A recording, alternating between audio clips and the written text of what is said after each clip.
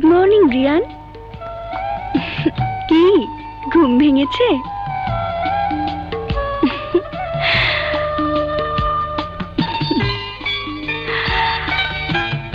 রাতে বেশি বেশি দুষ্টুমি আর সকালে দেরি করে ঘুম থেকে ওঠা। হ্যাঁ,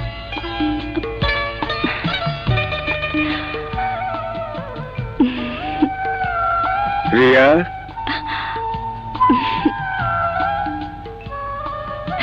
আব্বু এসো। এই ব্যাপারে তোর সাথে কথা বলতে এসেছি মা। রিয়ানের বাবা আর আমি দুজনে মিলে প্রতিজ্ঞা করেছিলাম তোদের বিয়ে দিয়ে আমাদের সম্পর্ক চিরস্থায়ী করব। আমি জানি আব্বু। রিয়ানের মা বারবার বিয়ের কথা বলছে, কিন্তু রিয়ান যেভাবে দিনে দিনে উচ্ছৃঙ্খল হয়ে উঠছে তাতে আমার ভয় হয়। তুই কি ওর সঙ্গে মানিয়ে চলতে পারবি? আব্বু, ছেলেরা যে বয়সে অনেক কিছু বুঝতে পারে না, সে বয়সে মেয়েরা অনেক কিছু বোঝে। আম্মু যখন মারা যায় তখন আমার বয়স 12 বছর। তার আগে 2 বাসায় যাতায়াত হতো প্রায় রোজ। তখন 2 মা যেসব কথা বলতো, যেভাবে রিয়ানের মা আমাকে বৌমা বলে ডাকতো, তাতে রিয়ান হয়তো কিছু বুঝতো না, কিছু ভাবতো না। কিন্তু আমার সেই ছোট্ট মনটার উপর তখন থেকে যে ছাপ পড়ে গেছে তার কখনো মুছেনি। আব্বু, যত বড় হয়েছে তত আমার মনের মধ্যে রিয়ান ছাড়া আর কারো ছায়াও পড়েনি কখনো। কিন্তু মা, তোর বাবা হিসেবে আমিও তো তোর জীবন নিয়ে না ভেবে পারি না। তুমি শুধু আমাকে দোয়া করো আব্বু, তোমার দোয়া পেলে সবকিছু ঠিক হয়ে যাবে। জানি না, তবে আল্লাহ যেন তাই করেন। আসসালামু আলাইকুম ম্যাডাম। ওয়ালাইকুম আসসালাম। নমস্কার। কি ব্যাপার এমডি সাহেব? জি, অনেকগুলো বিল আছে, পেমেন্ট করতে হবে। কত? 45 লক্ষ টাকা। কিসের বিল? ওয়েস্টওয়ে কার হাউসের, ফ্লাইং ক্লাবের, ইয়ট ক্লাবের। ও আচ্ছা আচ্ছা, রিয়ানের চেক লিখে দিন, সই করে দিচ্ছি। কিন্তু ম্যাডাম, এই ব্যাপারে রিয়ান সাহেবকে কি মানে প্রতি মাসেই তো? প্লিজ, আপনারা জানেন আমি হেল্পলেস, তারপরেও কেন এই কথা তুলেন? সরি ম্যাডাম, তবে আমার অবাক লাগে যে আপনি এত বড় বিজনেস শক্ত হাতে কন্ট্রোল করতে পারেন। সেই আমি ছেলেকে কন্ট্রোল করতে পারি না, এই তো। হ্যাঁ, পারি না। সব মানুষেরই কোথাও না কোথাও দুর্বলতা থাকে। আমার দুর্বলতা আমার ছেলে। ভাইজান, ও ভাইজান, ও ভাইজান, আর আর কতক্ষণ ঘুমাইবেন? 12টা তো বাজে গেছে। কে ফাজলামা করিস? কিসের 12টা বাজে? আরে আপনার আর আমার তো বাজছেই, গড়ি তো বাজে গেছে। হোয়াট? গড়ি তো আর রাহেন না ঘরে, ওই মোবাইলটার দিক চাইয়া দেন। ও মাই গড, আগে ডাকিসনি কেন? 12টায় তো কিসের বাসায় পৌঁছানোর কথা। যা, গাড়ি স্টার্ট দে। যা। আমি নষ্ট চোখে নষ্ট মনে দেখি তোমাকে, মন আমার কি চায়। এই ছেলে, এদিকে এসো। তুমি কখন এসেছো? এই তো 5 মিনিট হইল। কোথায় যাচ্ছ? গাড়িতে স্টার্ট দিতে ওস্তাদ মানে ছোট সাহেব কইলেন। কি রে, তুই যাসনি এখনো? যাইতে আছি। কোথায় যাস রিয়ান? ব্রেকফাস্ট করে যা। বাইরে করে নেবো মা, আমার লেট হয়ে যাচ্ছে।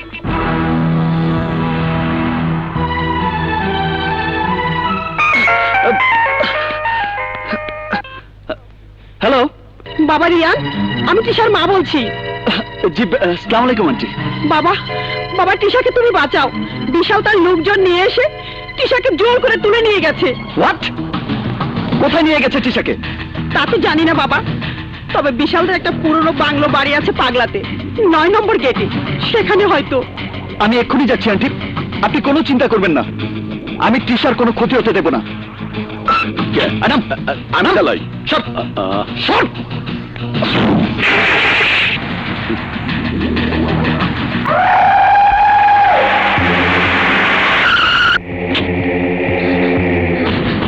এসো। আজ একটা বোঝাপড়া করেই ছাড়বো। বিশাল, তুমি আমাকে খুন করে ফেলতে পারো, কিন্তু তারপরও আমি বলবো আমি রিয়ানকে ভালোবাসি। ভালোবাসা আমি বিশ্বাস করি না। আই ড্যাশ, আই ক্র্যাশ, তোকে আমি ক্রাশ করে ফেলবো। রিয়ান তোকে জিন্দা কবর দেবে। তো রিয়ান আজ এখানে ইতিহাস হয়ে যাবে।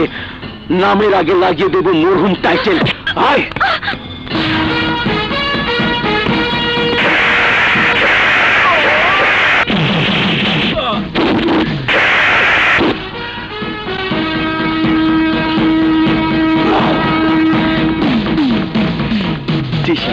এই, ওকে লাশ বানিয়ে ফেল।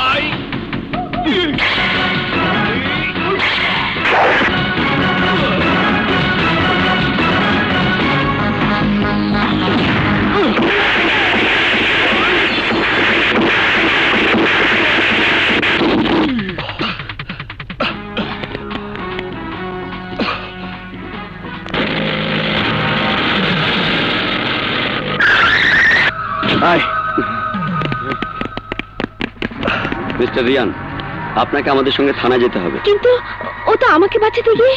সব কথা থানায় গিয়ে বলবেন। চলুন। ডোন্ট ওয়ারি, চলুন। চলুন।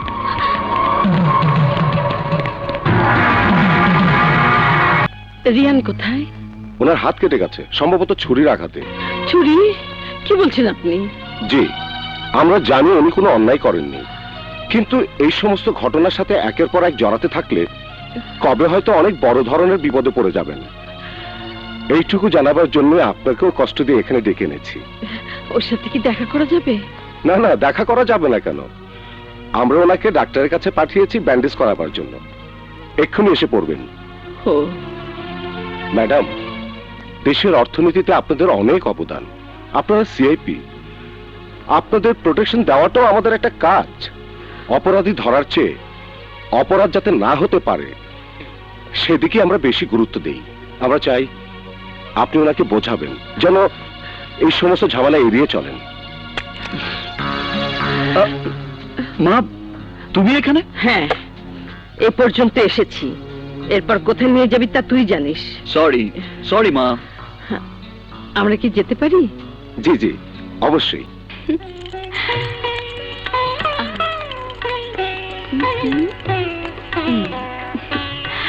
আব্বু, দেখি মা, তুই চা নিয়ে এসেছিস।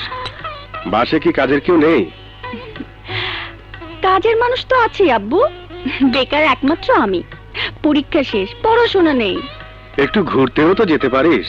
স্কুল, কলেজ, ইউনিভার্সিটিতে কোনো বন্ধু বান্ধবী কি হয়নি তোর? আব্বু, বান্ধবীদের সঙ্গে বসলে তো সে একই আলোচনা, হয় রূপচর্চা না হয় ড্রেস। তারপর শেষে এসে কোন ছেলে কেমন, কার কাকে পছন্দ, এইসব আমার ভালো লাগে না। আর বন্ধু বলতে জীবনে তো একজনকেই বুঝেছি আব্বু। তোমার কি হয়েছে আব্বু? কোনো জটিল কেস? আচ্ছা আব্বু, এসব অফিসের সমস্যা অফিসে রেখে আসতে পারো না? সমস্যা অফিসের হলে অফিসেই রেখে আসতাম। তবে আচ্ছা মা, রিয়ানের ব্যাপারে যদি আমি মত পাল্টাই, মানে এ বিয়ে যদি আমি ভেঙে দেই, তুই কি খুব কষ্ট পাবি? আমার কষ্ট দুঃখ কোনো ব্যাপার নয় আব্বু, তবে যদি রিয়ানের মঙ্গল হয় আমার যত কষ্টই হোক আমি মেনে নেব। রিয়ানের মঙ্গল দেখার চেয়ে তোর মঙ্গল দেখাটাই বাবা হিসেবে আমার কর্তব্য। আমার মেয়েকে আমি একটা উশৃঙ্খল ধনী ছেলের হাতে তুলে দেওয়ার চেয়ে একটা ভালো মধ্যবিত্ত ছেলের সাথে বিয়ে দিয়ে সুখী দেখতে চাই। না আব্বু, তাতে তোমার মেয়েরও সুখ হবে না, যার সঙ্গে বিয়ে দেবে তারও শান্তি হবে না। কে এলো আবার? আমি দেখছি আব্বু। আসসালামু আলাইকুম আন্টি। নমস্কার, আদাব। কিন্তু এসব কি? ভাইজান, আজ থেকে 25 বছর আগে এভাবেই আপনি গিয়ে দাঁড়িয়েছিলেন আমার বাবার সামনে। আজ আমি এসে দাঁড়িয়েছি আপনার সামনে। আপনি গিয়েছিলেন আপনার বন্ধুর জন্য দাবি নিয়ে, আমি এসেছি আমার সন্তানের জন্য দাবি নিয়ে। আমি জানি আমার বন্ধু রায়হানকে ভালো করতে অনেক কষ্ট করেছো তুমি। আমার মেয়ের জীবনের উপর দিয়ে তুমি কি তারই শোধ নিতে চাও? শোধ? এ কি বলছেন ভাইজান? আমি তো এসেছি ভিক্ষা চাইতে। ভাইজান, আমি তো বিয়ের আগে আপনার বন্ধুকে চিনতাম না, কিন্তু রিয়ান তো ছোটবেলার খেলার সাথী। কিন্তু জীবনটা খেলা নয়। রিয়ার দুর্বলতার সুযোগ নিয়ে ওর জীবনটা নষ্ট করতে আমি দেব না। আমি জানি রায়হানের কাছে আমি প্রতিজ্ঞা করেছিলাম, কিন্তু কোনো প্রতিজ্ঞাই আমার মেয়ের জীবনের চাইতে বড় নয়। ভাইজান, ভাবি বেঁচে থেকে বলতে পারতেন, রিয়াকে আমিও মায়ের চোখ দিয়ে দেখেছি চিরদিন। আমার জীবন থাকতে রিয়ার জীবন আমি নষ্ট হতে দেব না ভাইজান। আমার বাড়িতে গিয়ে ও এই মায়ের বুকের মধ্যেই থাকবে। মায়ের বুকের মধ্যে থাকলে যদি মেয়েরা সুখী হতো, স্বামীর ভালোবাসা না পেলে যদি চলতো, তাহলে কোনো মেয়েই কোনোদিন বিয়ে করতো না। আই এম সরি বোন।